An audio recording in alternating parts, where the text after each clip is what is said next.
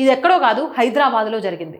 2026 మార్చి 11న పోచారం ప్రాంతంలో మనోహర్ అనే 24 ఏళ్ల యువకుడు మార్చి 11 సాయంత్రం ఆ యువతి ఇంట్లో ఒంటరిగా ఉన్న సమయంలో అక్కడికి వెళ్లి అతను తన జోబులోంచి ఒక సిరంజిని తీసి బలవంతంగా ఆమె చేతికి ఎక్కించాడు.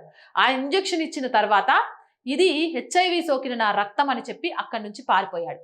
ప్రస్తుతం ఆ యువతి ఆసుపత్రిలో చికిత్స పొందుతుంది. వైద్యులు ఆమెకు చికిత్స అందిస్తున్నారు.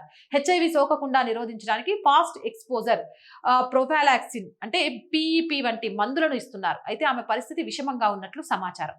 పోచారం ఐటీ కారిడార్ పోలీసులు మార్చి 14న నిందితుడు మనోహర్ ని అరెస్ట్ చేశారు.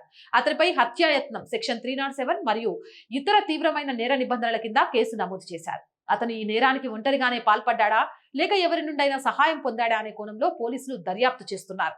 ఇదే తరహా కథాంశం కలిగిన తెలుగు చిత్రం రాజు వెడ్స్ రాంబాయ్ స్ఫూర్తితోనే ఈ ఘటన జరిగి ఉండొచ్చునని కొన్ని నివేదికలు సూచిస్తున్నాయి. ఈ ఘటన కేవలం ఒక నేరం మాత్రమే కాదు, అత్యంత ప్రమాదకరమైన మరియు అమానవీయమైన ప్రతీకార చర్య. బాధితురాలికి మరియు ఆమె కుటుంబానికి న్యాయం జరుగుతుందని ఆశిస్తూ ఇక మా ప్రార్థనలు తోడై ఆ అమ్మాయికి దాని నుంచి విముక్తి కావాలని మనస్ఫూర్తిగా కోరుకుంటున్నా.